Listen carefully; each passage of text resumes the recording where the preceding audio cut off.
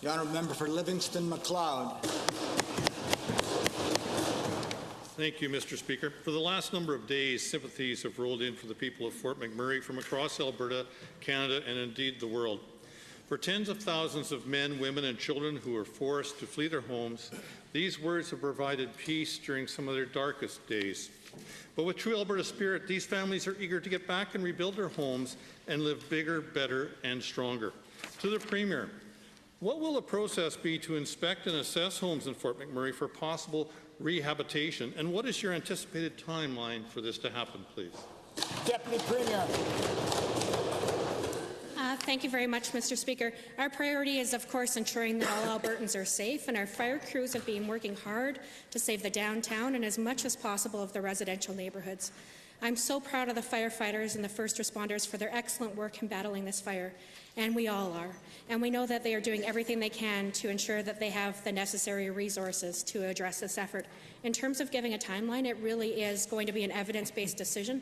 I'm not going to stand in this House and give a deadline. Unfortunately, it won't be in the immediate short-term coming days. We need to make sure that the air is safe, the water is safe, the power is on, and the buildings are safe, Mr. Speaker. Thank you. First supplemental.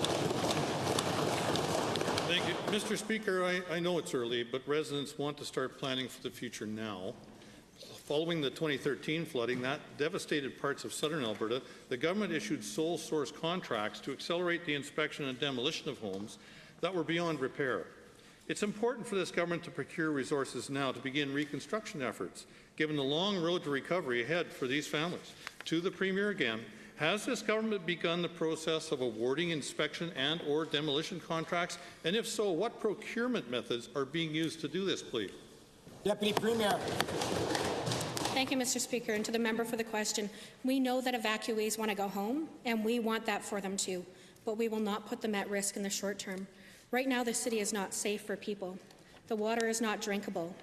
There's limited supplies, and much of the city is without power, and these things need to be addressed and dealt with before we can move forward with other steps around remediation.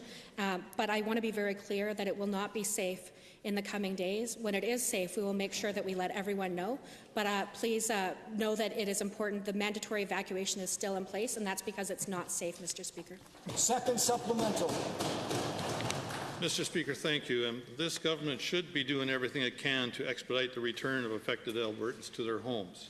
Insurance companies are already encouraging fire victims to begin the claims process as soon as they are able. Residents are eager to put on their tool belts and rebuild their communities. Following the 2013 floods again, permits were required for any repairs, but only after approvals were given by inspectors.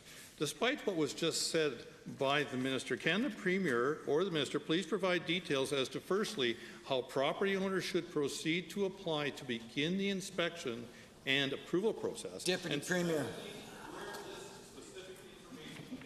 Deputy Premier. Thank you very much, Mr. Speaker. We know that people want to get home. We want them to be able to go home too. At this point, it's premature to be able to draw those steps. We still need to make sure that the emergency housing is in place. We need to move forward with short-term housing. It will take time, Mr. Speaker. This is a disaster of extensive magnitude, and it is absolutely not safe to begin planning those steps for individuals at this point. Government is doing everything to get the right resources lined up, including getting emergency relief funds into the hands of the families to address the short term. I know we want to think long term, but at this point, Mr. Speaker, we aren't able to share those messages publicly. Thank you, Honourable Premier. Member of Airdrie.